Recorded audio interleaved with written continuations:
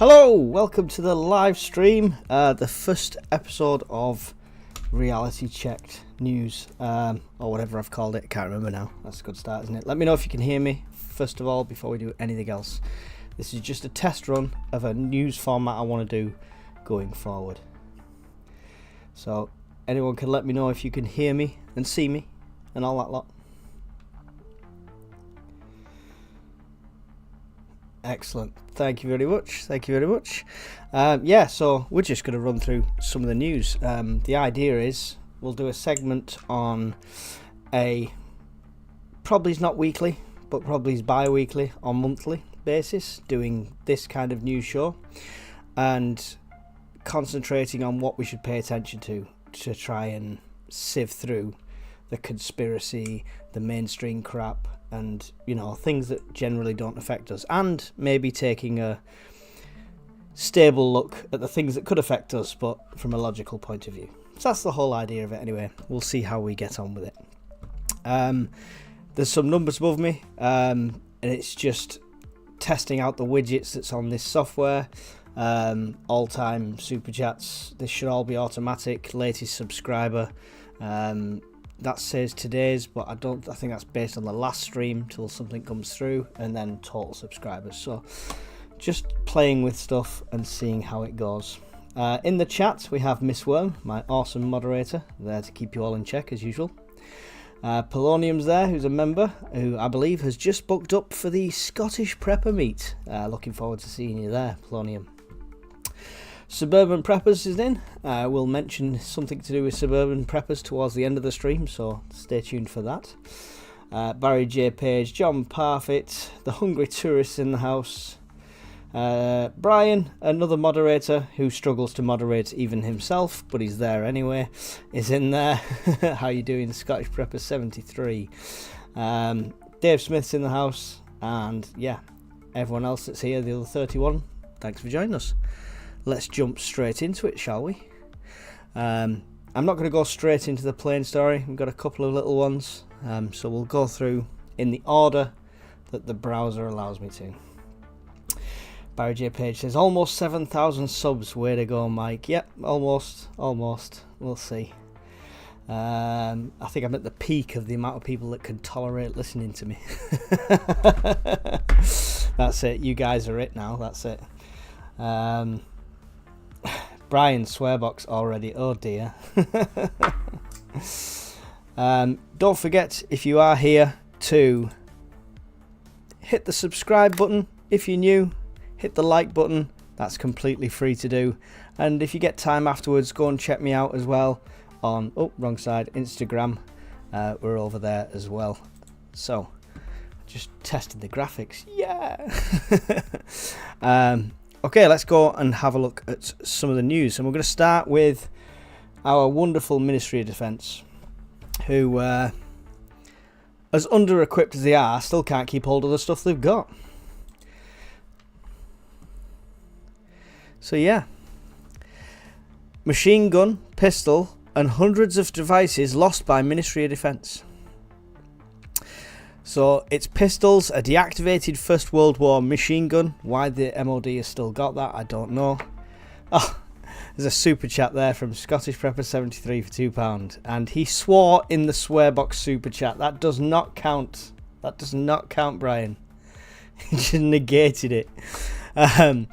Why have they got a deactivated First World War machine gun still? I don't know. A rifle were amongst the items lost or stolen from the Ministry of Defence in the last 2 years.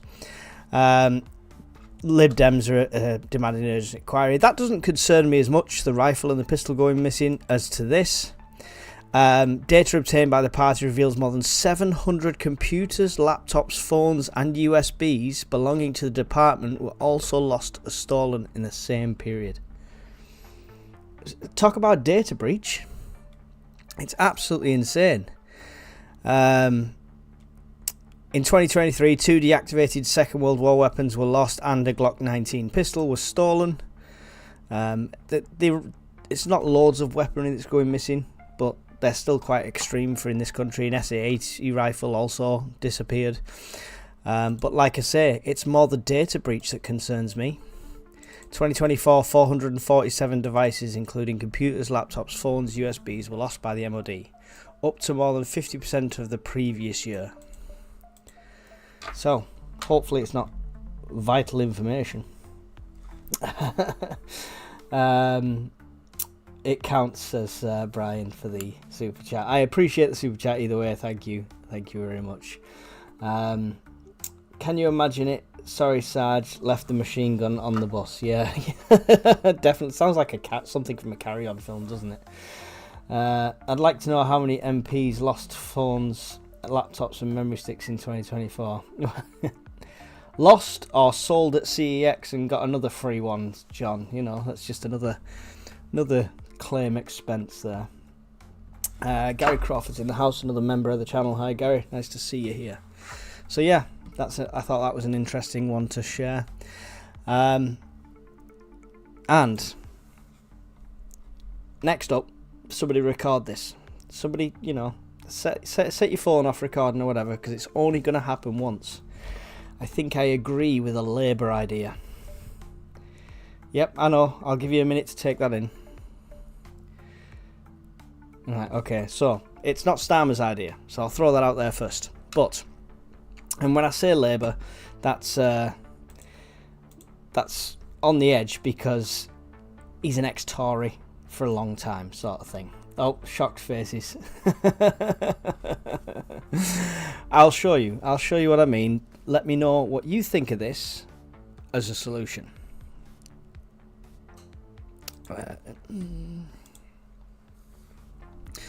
So, this is on GB News for this source at the moment. Now, Labour should move thousands of prisoners to low security open prisons. I know your first thoughts, open prisons, scary. The chat is appearing in that little window there, but it is tiny, isn't it? Can we make that bigger for you? Ooh. There we go. I don't know what is going on with that.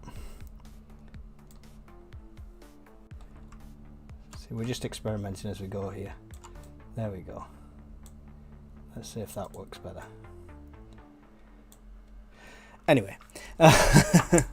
Sorry, just playing with the chat box, so anyone watching on the TV can still see the chat and get involved that way. Yeah. Now, David Gauke is the guy. He's ex-Tory Justice Secretary, now Labour's sentencing review leader. And basically, open prisons is not what people think. It's just like a day camp sort of thing. But it's like you'll stay at the prison, but it's basically work gangs, right? That's how it sounds to me. He says here, we do not make as much use of open prisons as we might do. You might spend part of your day out of prison working, then return to sleep at night. If that gets you into the rhythm of working and disciplines of working, then that's helpful. Currently, only 6% of prisoners in England and Wales, which is 5,143 inmates out of 86,000, are housed in Category D open prisons. And you compare that with Spain, 25% of inmates in Spain are open prisons. And if we look at the costs of this, we know it, we've said in videos before, it costs $51,000 to house a prisoner per year. In the open prisons, it's $27,348. So, now I'm all for this. Because for me, they should be doing stuff that needs doing. They should be out manually fixing the potholes, breaking rocks, doing whatever they need to do. Use them as labour. Pay them pennies, use them as labour. It's worked for hundreds of years. Why not do it now?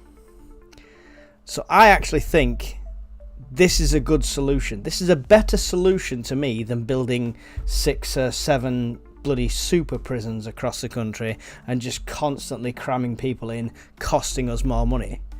This saves us money per prisoner, and this, you know, it saves us money on things like labour, that, you know, like road repairs and what have you.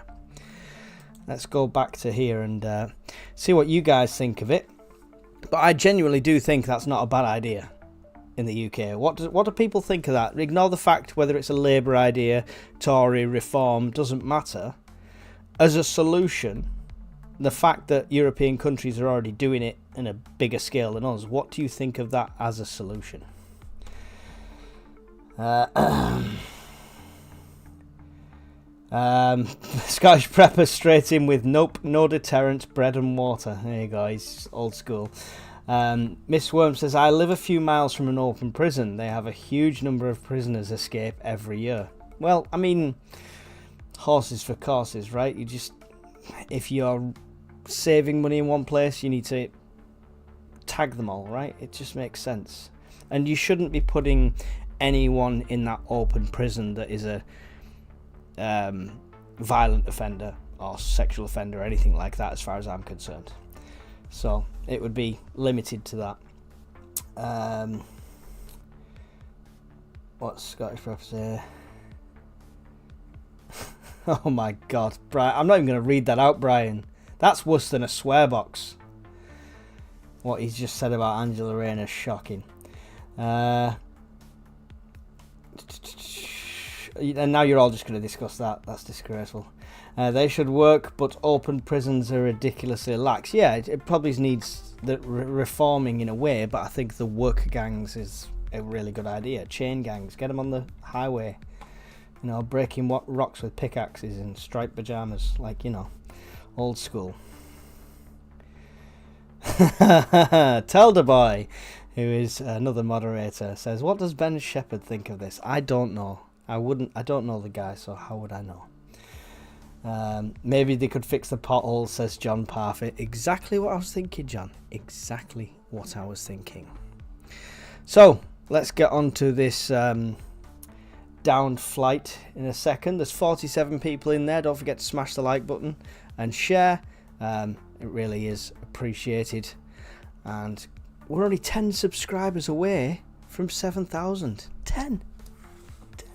Unreal. Right, let's go and check out.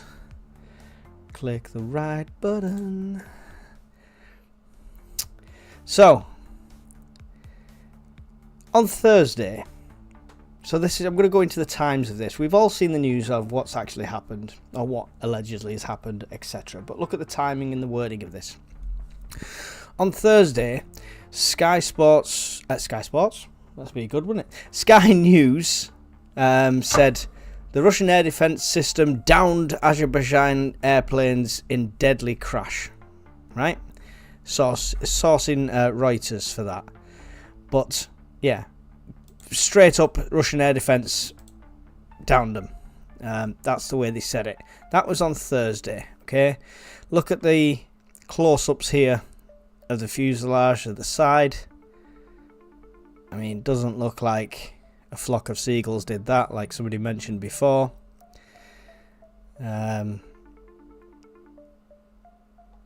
That's video. Let's have a look at this. Oh, with an advert.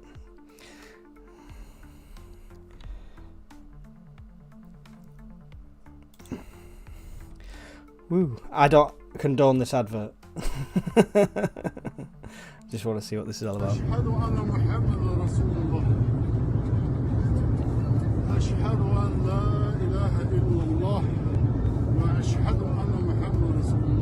Hamı sakit olsun. Allahu Ekber, Allahu. Qabağa 20 nəfər gəlsin. Allahu Ekber, Allahu Ekber. La ilahe illallah.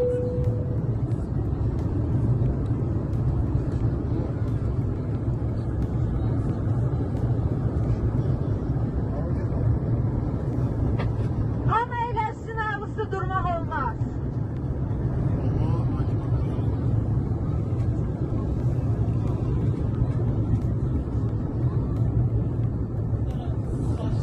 Kenarlarını bağlasın. Hörmətli sərnişinlər, təlimata uyğun hərəkət edin, hər şey yaxşı olacaq. Hamı eləsin, kəmərini bağlasın. Dəhlizdə durmayın, təhlükəlidir. Scary. So, we don't need to go. Oh, click the advert. Terrible. So, yeah, that was inside the cabin there. Just before it happened, looked like it had already took some sort of damage because obviously the oxygen masks had fell and stuff like that. So yeah, very interesting.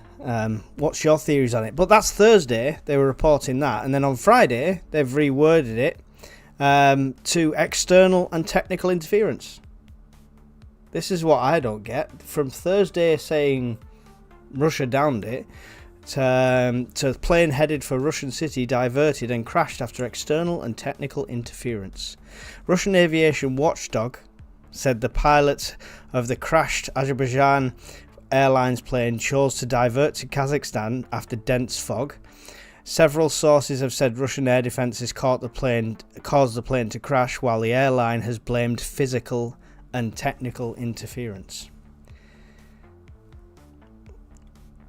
I mean, I suppose a rocket would be a physical and technical interference, right? A missile hitting it like that. That's from Sky, so they really changed how they worded that day on day and how quickly they changed around that said. And then here on Euronews have gone straight in with Russian missile. Preliminary investigation confirms Russian missile caused the Azerbaijan airplane crash. According to sources, the missile was fired at flight 8432 during drone air activity above Grozny. So, there we go.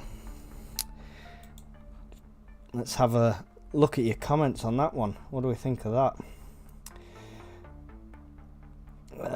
Where do I pick up where I left off? Ben Shepherd's where I left off. There we go. Scottish Prepper, the birds must be rough up your way.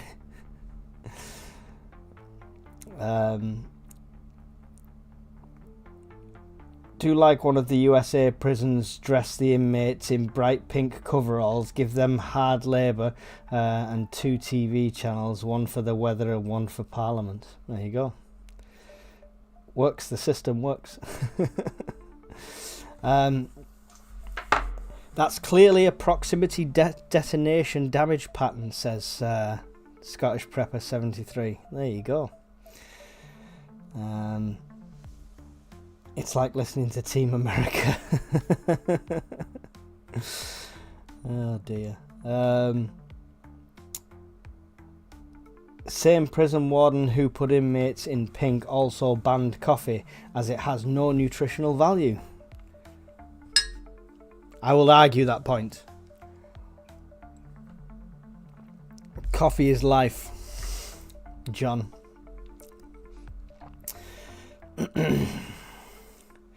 Suburban Prepper said, I read they were using GPS blockers after the alleged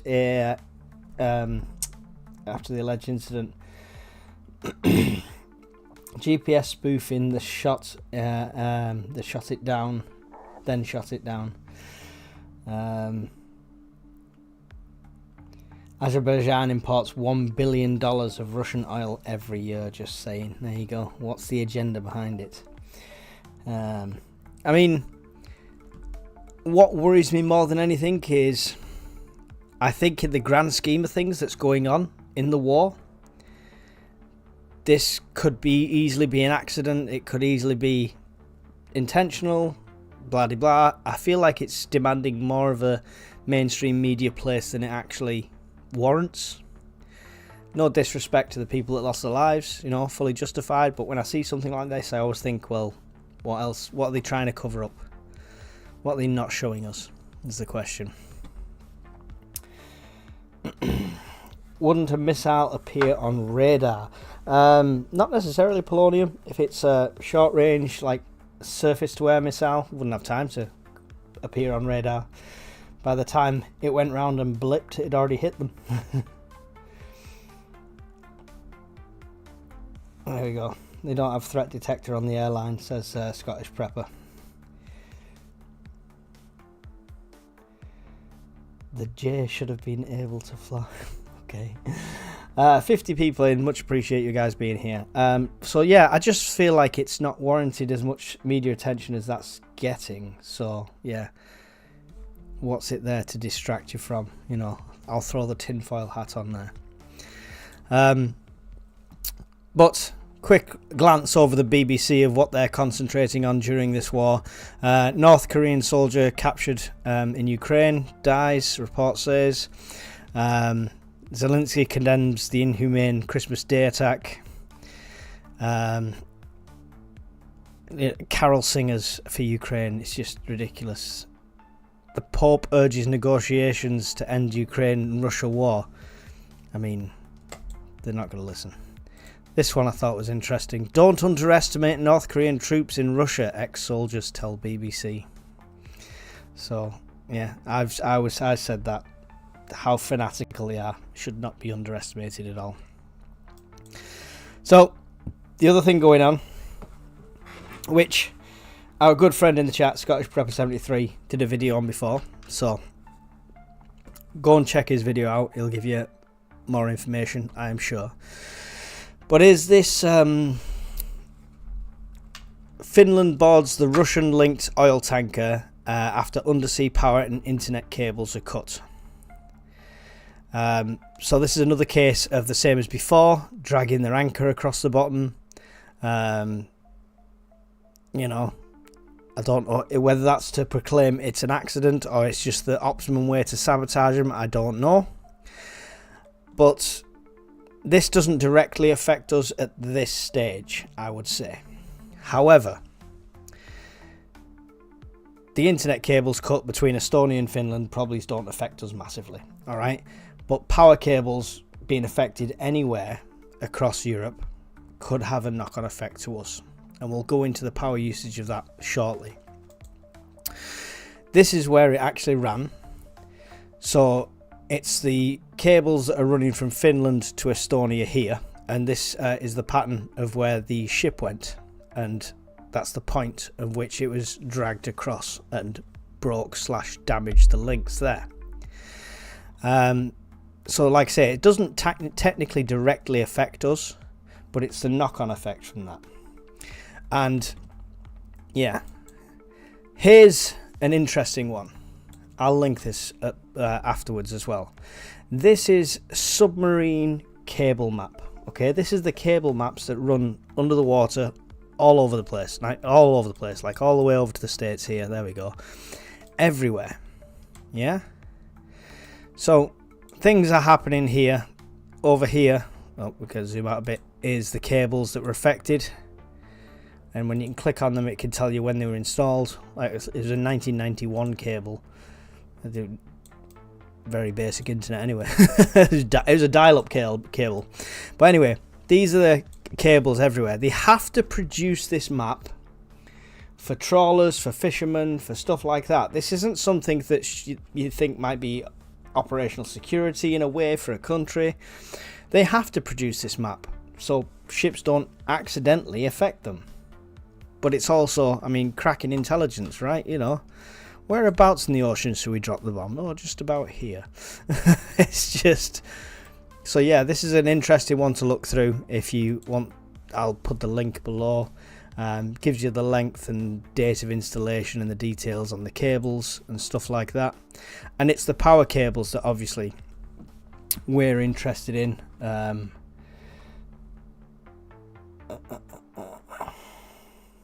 So I'm just making sure I pause the chat at a point where I can pick it up again. Yeah, so it's obviously the power cables we're interested in.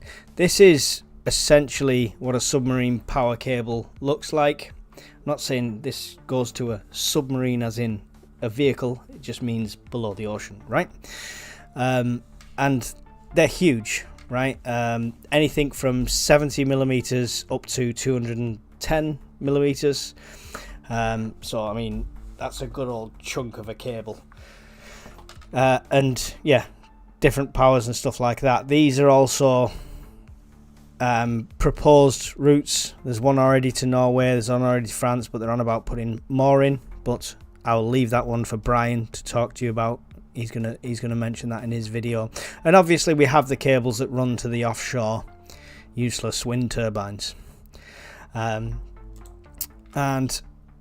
this I thought was interesting to know for the potential grid down and for the potential damage is timescales to repair a submarine power cable can vary from weeks to many months depending on ship and cable availability.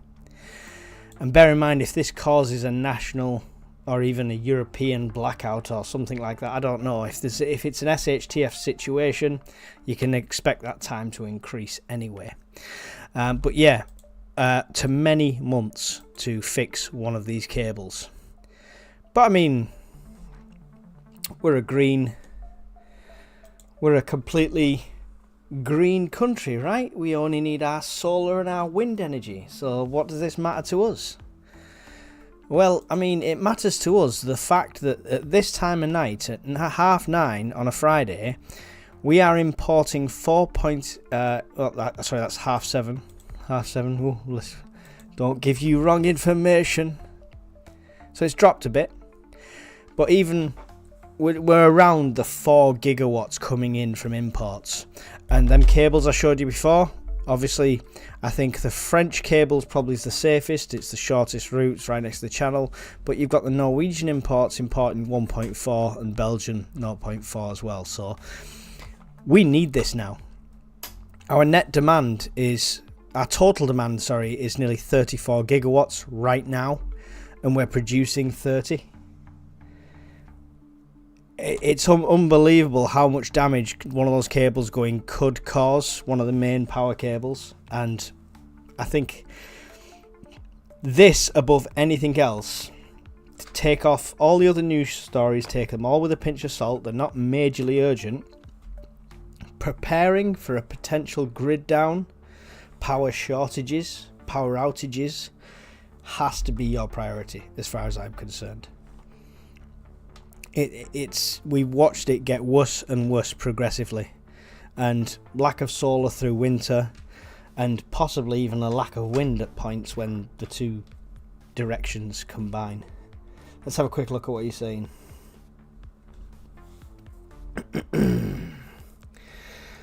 Scottish Prepper 73 says, fun fact, next year till 2025, UL are committing, I assume, to spending 35 to 52 billion rebuilding the grid network and adding more interconnectors and power cables. Sounds great, but how long will that take? It's the slowly approach. Test where the limits are. Do enough to cause problems, not enough to cause a response yet, says RJ Stans. Yeah. Good evening, everyone. Was a VIP or person of interest on board? Has the passenger manifest been released or checked? Not that I'm aware of at this stage, but I could be wrong. Don't quote me. I'm not a proper news channel. We're just looking at bits that could potentially affect us.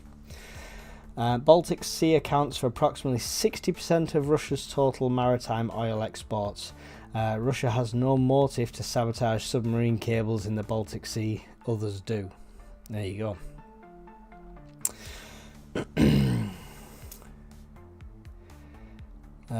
John Parfit says, I think these cable shenanigans are called grey zone warfare. I think the military term is asymmetric warfare here. Please hit the like button and share. Thank you, Teleboy, spreading the good word there. I think a large percentage of that usage is going on these fancy graphics. What fancy graphics?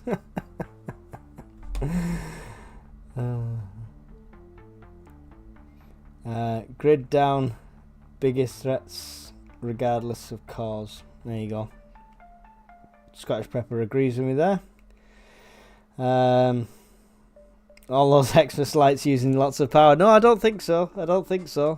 But all those EV car superchargers, and I've seen more and more popping up, they're using quite a chunk. And just as a nation, we've gone from households having a TV that the family gather around.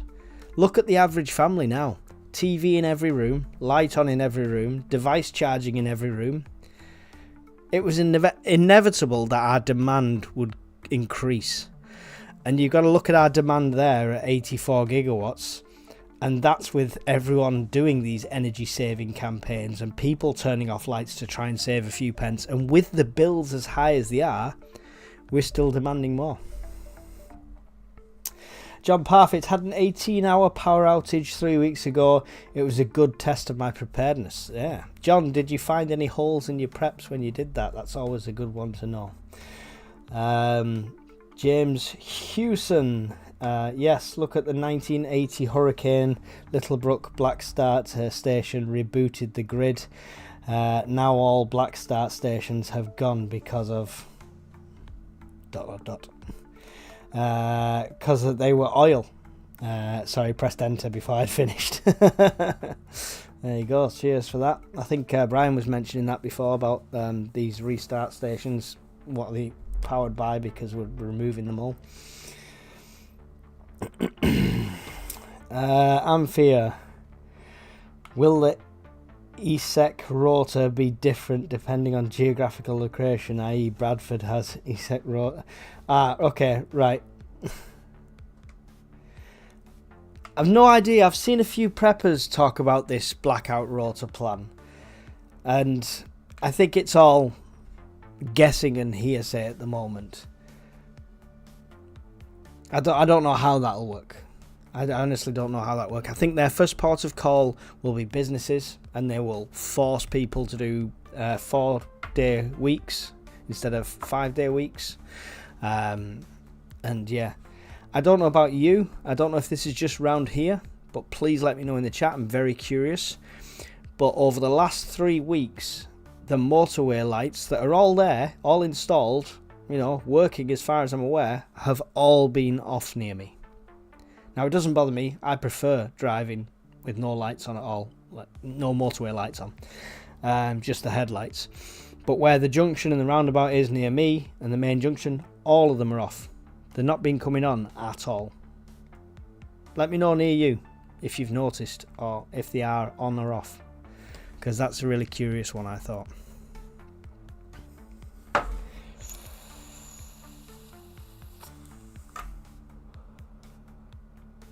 Wheeled Medic says there's a single capital letter on your bill which will denote which emergency zone you're in. Interesting. Interesting. That sounds like something to Google. Brian, get Googling. Love to know how many takeaways have been opened since they last built a power station. You'd have to be insane not to think they're sucking up the power too. Oh, of course, yeah, of course. That amount of ovens, gas and energy and heat and light all hours in the morning. A 2-tier Kia inequality rota plan, that sounds about right, yeah. If you're above this pay threshold, you can keep your power.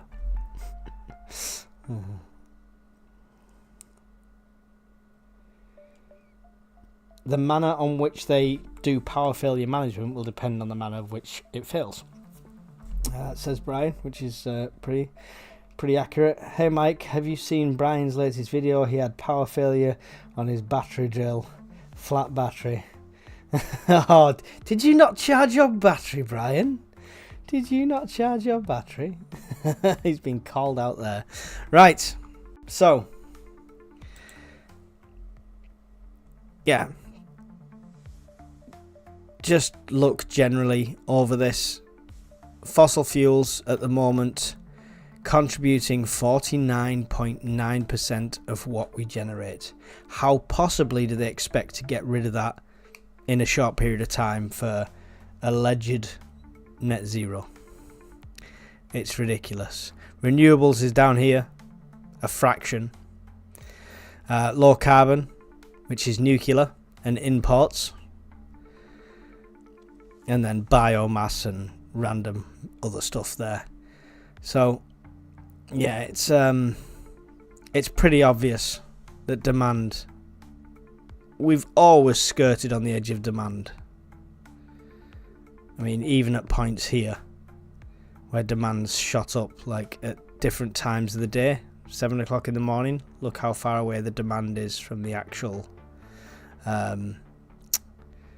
national demand, like averages.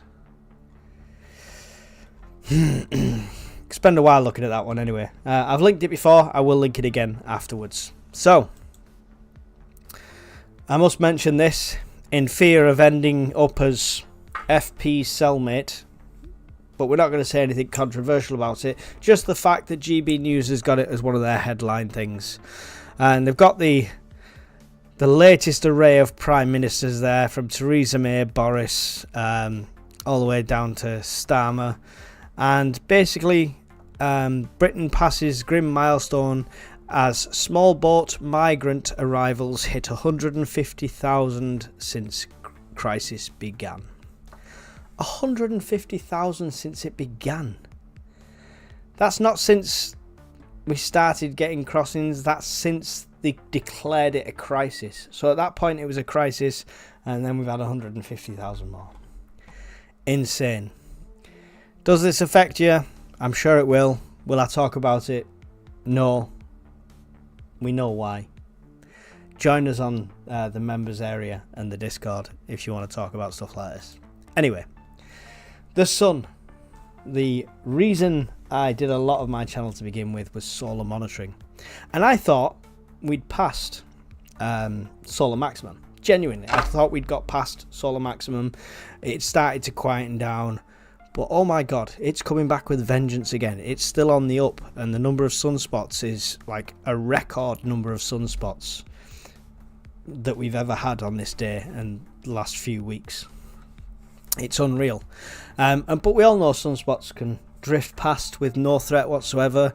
I believe I saw some channels pointing out this 3932 the other day, because it's got the right emissions, the gamma rays and stuff to produce a flare, which it has done in small quantities and M classes. There was an M9 the other day which was close to a big one.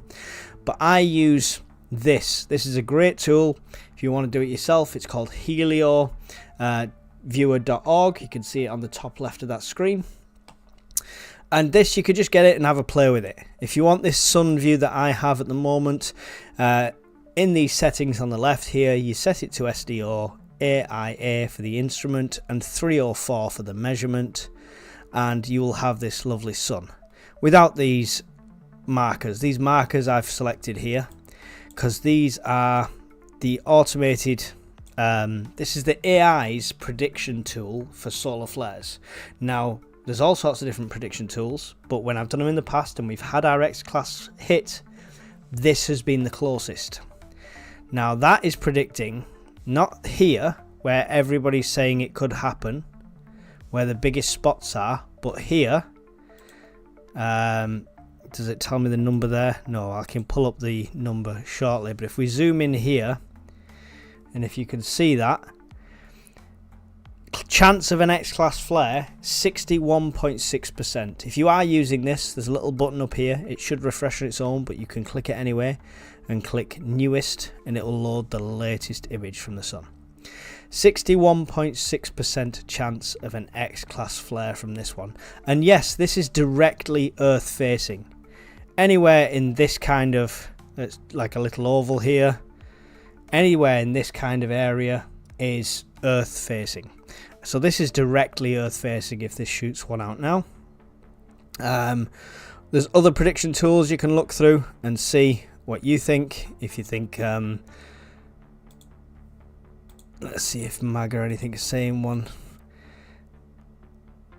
Some are more moderate than others. That even one says 9% chance of an X there, but 0% everywhere else. So they're all concentrating on this area, but I have noticed a lot of channels, which is here, which is 39.37 and 39.35, but I have noticed a lot of channels pointing out 39.28 and 39.32.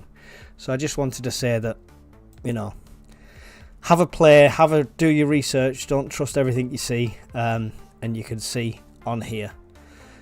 Great tool to have, helioviewer.org. You can generate videos of the sun, you can look at different filters, we can go and look through and we can see where the sunspots are. This is the threat at the moment, this cluster here. Look at this huge one coming around the surface there. That's already a 1.9% chance of an X flare, and it's only just emerging. So ones to watch definitely for the solar monitoring.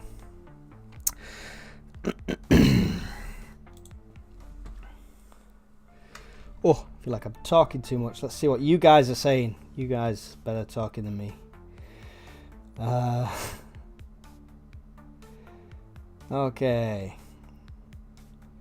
You removed the... What video? Oh, you removed the power failure video. Shocking, Brian. Shocking. That is appalling. I hope somebody screen grabbed it before you could get rid of it. In my F, apparently, according to the National Grid... I'm in F, apparently, according to the National Grid, because I have a person with a disability in the house, and we are priority, but if the grid's down, that priority won't mean shit. Worth mentioning, though, thank you for mentioning that, Monkey Barber. Have a look at that. There is a priority register. Whoever your power supplier is, speak to them about it. You might qualify. There's all sorts of reasons you can qualify. Having young kids... having any sort of machinery that you rely on for your health, or just being of ill health, or being of a certain age. So look into it. You'll be able to find it on the local website for whoever your power supplier is, like Eon or whatever, and you'll be able to see the details there. It's worth looking at, because in a grid down situation, even they might not know the extreme of it. And if they're willing to deliver you a diesel generator to your house to power your stuff, before they realise the grid's not coming back up, it's a nice little utility that you've got extra. So it's worth getting, it's worth looking at. If it's not a true SHTF situation, you should get all the help you can, right?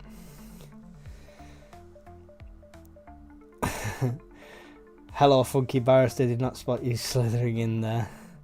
Is Funky Barrister's in? Oh dear.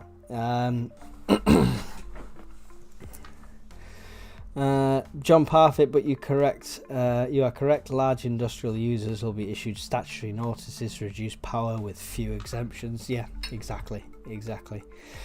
They'll just force everyone to work from home again. They're going to absolutely... I mean, if you think the other time we had to work at home destroyed town centres and destroyed businesses and destroyed industries, wait till they bring all this stuff in. Honestly.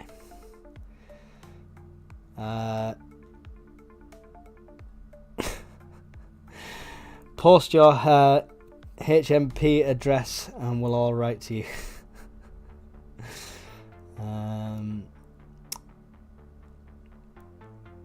There you go. Miss Worms posted the link for Helo Viewer there. HeloViewer.org. Thank you.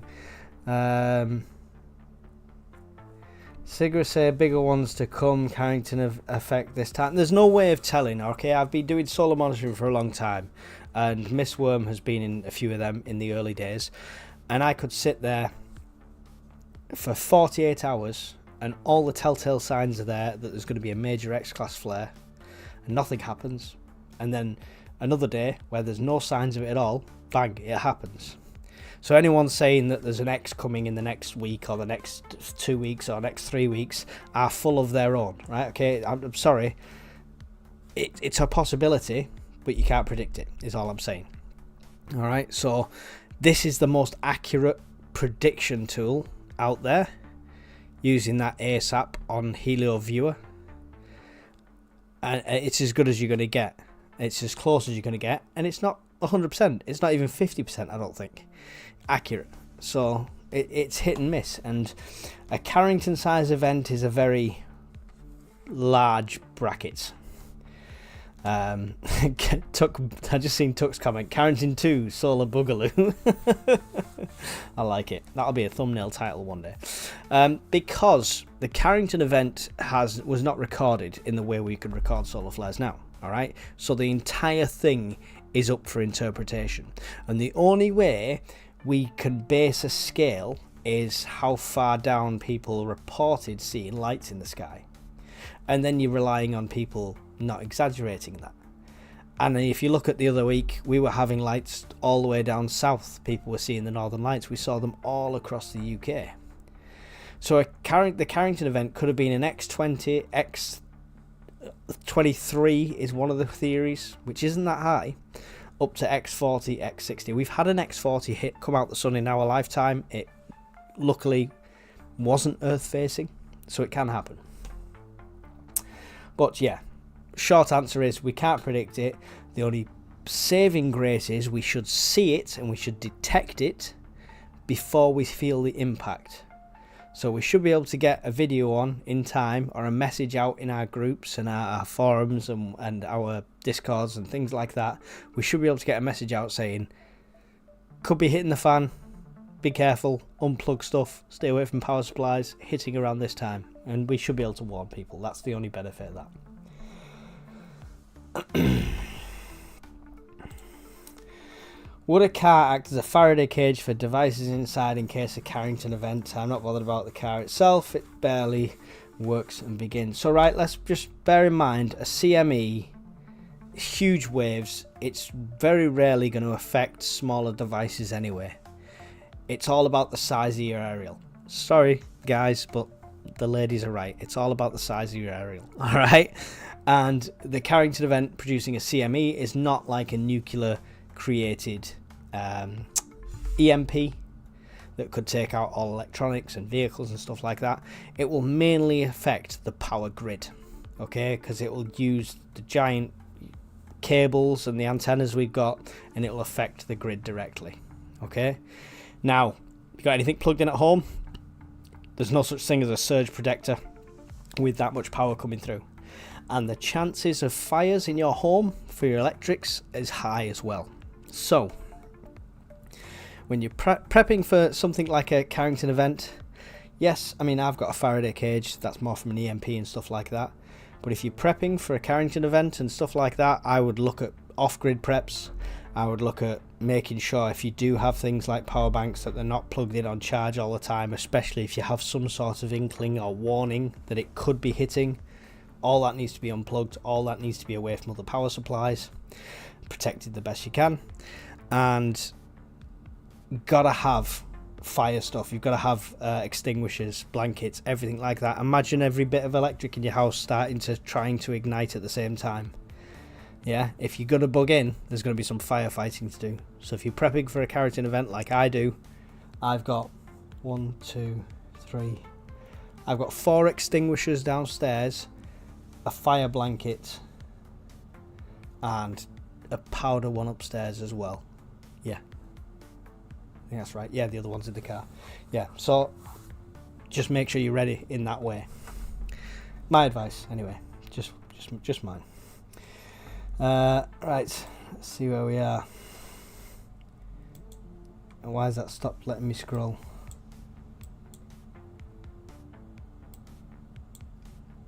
There we go. Something happened there. I don't know what was going on. Okay. 61.6 odds on to hit. Now, the 61.6 odds on are for it to be emitted. 61% chance that there'll be an X-class flare. Which, when you bear in mind they're predicting a 59% chance of an M-class, which are quite common, that's quite high odds. I always look to see if the X has overtaken the other values. Because in theory, like the one next to it, sorry, I'm pointing to the screen and you don't even know what I'm talking about. The one next to it here is 20% C, not a problem, it's common, 3.8% M, 0% X. When the X is surpassing the M value, I would say it's a really high chance of it happening. If it surpasses the C value, if that hits 68% over the C, I would be 90% sure that it's going to emit some sort of X-class flare. And that's through doing this for many years and what I've read into it. I'm not a professional, don't work for any sort of space agency, but just, you know, the voice of experience.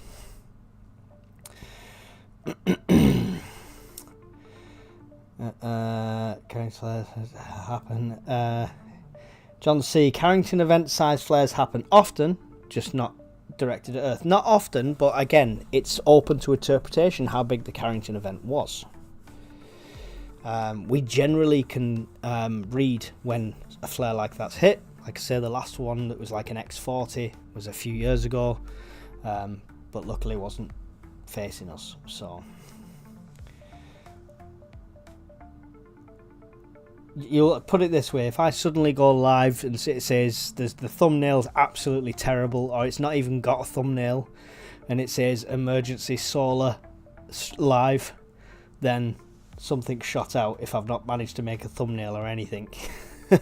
So make sure you subscribed and you hit the bell notification, because if the character event's coming and I know about it, I'll tell you. Right, last bit. Let's get through this now. We've been 55 minutes, not bad for coming up for an hour.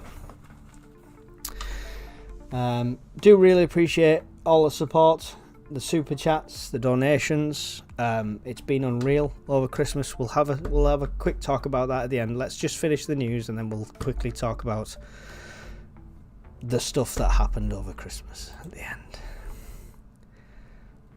Right, so the last thing I wanted to talk about is something that's piqued my interest, and I have done live streams of when the Iceland volcanoes are going, but not something I'm in any way, shape or form an expert on. So I'm hoping some of you guys, you 54 viewers who are live right now, hoping some of you know more than I know on this one. So no plans! Exclamation mark. Says scientists warn volcanic eruption could be disastrous for humanity. So the Earth faces a 1 in 6 chance of experiencing a massive volcanic eruption this century, with scientists warning that humanity is completely unprepared for such a catastrophic event. Climate professor Dr. Marcus Stoffel warns that a major eruption could trigger climate chaos, reminiscent of devastating 1815 Mount Tabora disaster. The potential impact would particularly severe in today's world, where existing climate disruptions from fossil fuels could amplify the effects. There you go. There's one of the Icelandic ones went up. But yeah, this is what we're talking about, because I was just shocked. I don't know about you guys, but everything we talk about that could be SHTF, it could be Teotihuacan.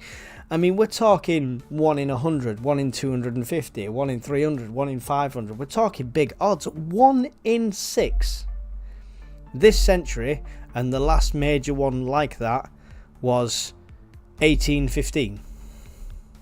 Overdue? That's crazy odds. Crazy odds. So yeah. This is the ashfall from the stupid go away adverts. This is the ashfall on this map here, if you can see that. I hope it's not too small. Let's do a little gaboosh. Oh no, gaboosh didn't work. It didn't let me gaboosh. No, never mind. So this is the ashfall, and you can see here Sumbawa Islands. So it's a major eruption, and the ashfall went quite a decent way.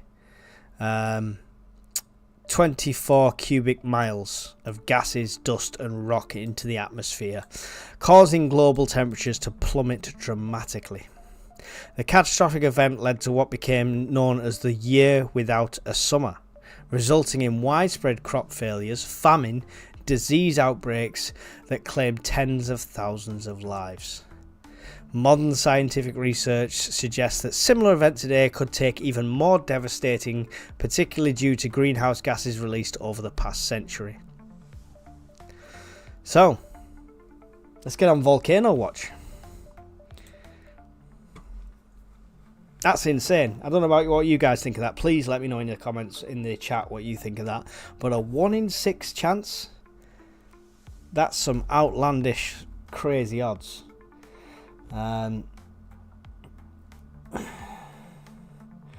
Tuck V1 says, turns out the real Death Star was the sun. We orbited it a longer way.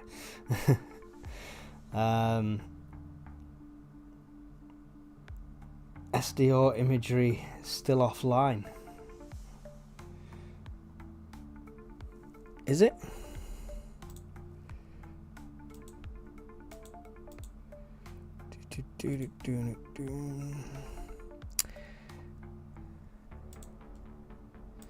The latest SDO imagery.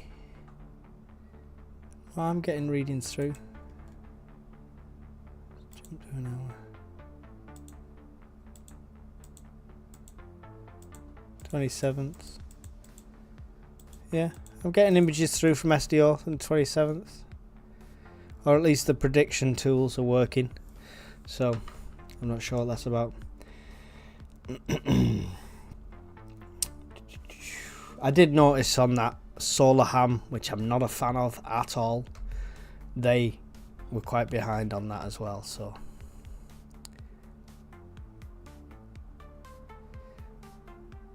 11 hours behind on some of the imagery, apparently. But there you go. Anyway, Teleboy, small devices won't get hit theoretically in build-up places. The main electricity points such as tram and rails pylons would interrupt many small devices being hit. John's got to go. See you later, John.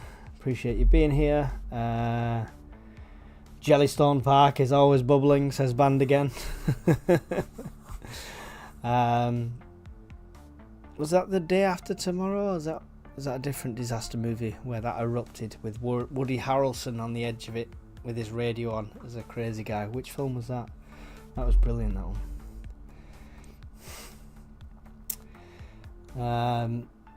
The capital letter is a group affected, as on priority register won't mean anything. That'll screw up solar charging. Yes, definitely. You think of that ash and fallout if it was a mega volcano. Solar charging is going to be out the window. Tuck says, good thing solar weather can't agitate the crust mantle boundary. Oh, wait. Don't worry, we can all pay more taxes and it'll be fine, says Suburban Preppers. 2012 is the film. Yes, thank you, Polonium. Thank you, Pat Riots. That's the one. Yeah. Gotta love them disaster films. How realistic some of them are. Earthquake, diverse places. Yeah. Cool. So, I mean, yeah, it's just food for thought. It's something I probably is going to keep an eye on because 1 in 6 odds. I might have a look at how preps may change based on that. Like, you've mentioned solar and stuff like that, but if you can't grow your own food, things like that, indoor growing, how much that's viable. So I might look at how big that effect could be. Yellowstone isn't a threat. There are other calderas which aren't so amicable. Yeah, exactly. I mean, I think Iceland is one big eruption waiting to happen, as we've seen. Right. Yes, so wanted to say a message. Thank you. I had so much support and on the channel up until Christmas and over the Christmas period.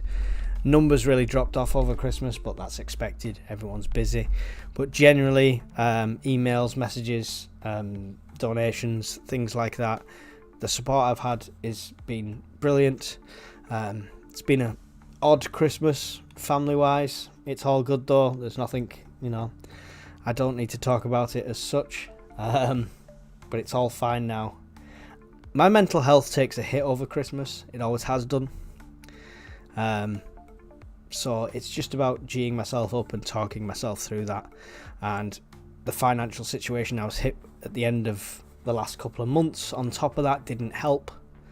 So it kind of sent me into a bit of a spiral, but it was only for a day, so I'm okay now. We're all good.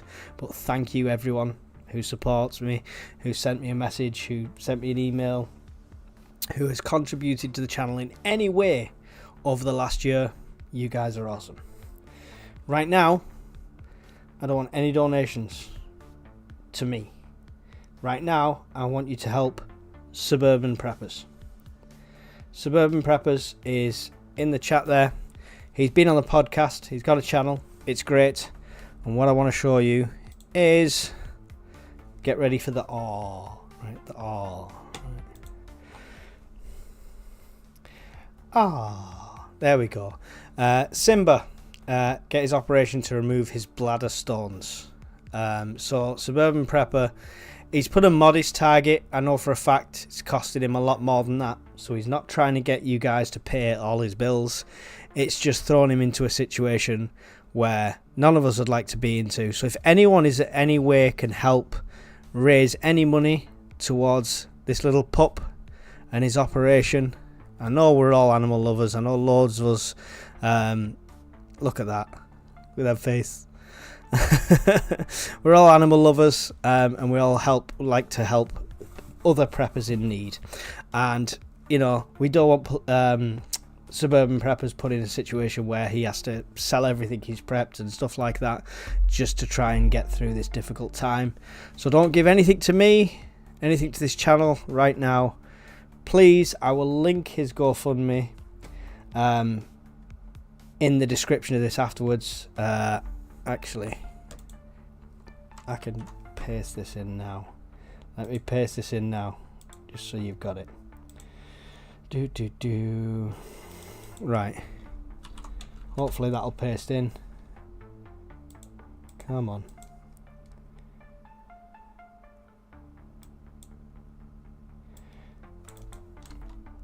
Oh. I hate when things don't work. Come on. Right. Hopefully this link works. There's a link there. Miss Worm, can you quickly click that link and see if it takes you to the right page? Oh, there, Miss Worm's put the actual short link in there. There you go. She's ahead of me. But, genuinely, guys, anything you can give, a couple of pounds, anything like that, to help a fellow prepper out with this operation, it would be really appreciated, and I'd really appreciate it as well. Anything we can do. If you cannot donate anything, we're not always in a position to. I know as good as anyone how difficult times can be. If you can't donate, do what I'm doing now and spread the word. Send a message, share it, email it out, etc. Just click on the links in the live chat now. They'll also be in the comments at the end, as well as the description at the end after I publish this and save everything. Click the GoFundMe page. Go and donate what you can and share it out. So,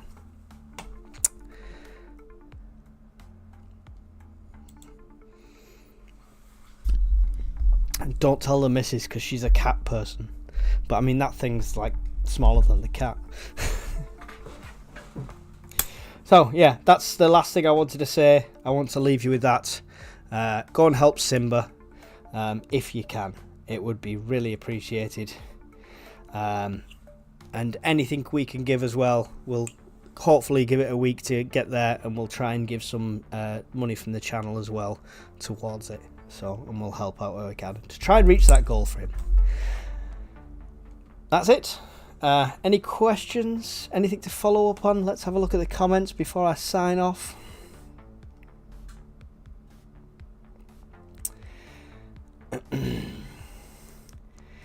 Can you manipulate a volcano? Says Paul. I mean, yeah, it'd be great to put a big giant valve on top and use that heat for energy. We could power the planet till it all goes wrong. Sounds like a sci-fi film ready to go wrong, right? I've got tons of microgreens seed packets. Only takes a week to grow. I need to look into this band. I really do. This microgreens and stuff. I know it doesn't take much time to grow, but how much does it actually give you? How much yield do you get from it? Tuck V1. If we swear off meat and live in 15-minute cities, we won't get more decadent. It's alright. I'm already past the age of, you know, carousel, so I'll just be sent out. That's the future. I thought you were gonna say funky. No. Yeah. If we were gonna start a prison fund for FP, it would be for somebody else to make sure his soap gets dropped. Shh. Bad. Don't wish bad on anyone. All the best to him. I hope he's doing well. Mount Toba caused global cooling event that has lasted for several years. The effects of volcanic winter would be widespread and potentially devastating. We need to prep for 2 years from past events. 2 years. How many of you there can genuinely say you have 2 years worth of food prepped? I know I can't. With rationing, I could probably get 18 months. So maybe that's something I could think about as well.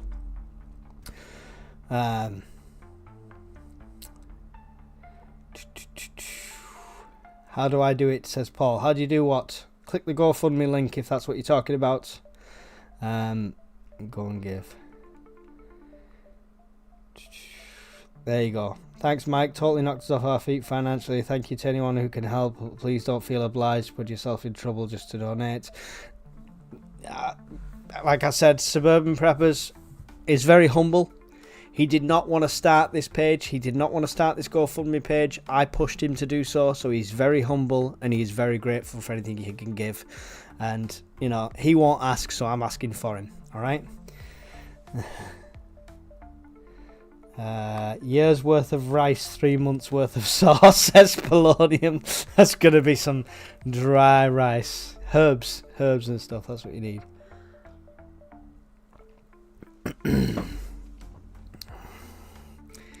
Yeah. D Hall says, yeah, Toba was huge, now a lake.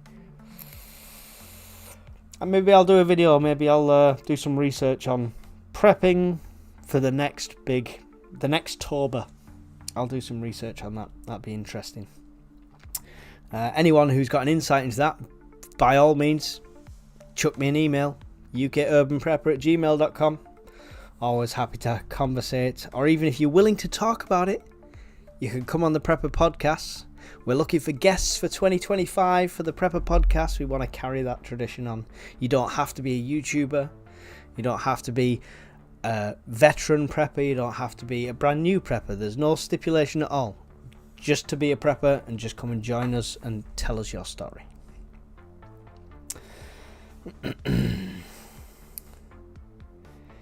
Jackery type device or leisure battery worth the extra for Jackery? Oh, if you ask Brian that, he will say no. Get the EcoFlows, not the Jackery. And to be honest, when it comes to stuff like that, I bow to Scottish Prepper 73's knowledge. Also, Everyday Prepper does have some knowledge in that area as well, especially when it comes to solar and stuff. He used to do it as a job, so I bow to their knowledge on that one.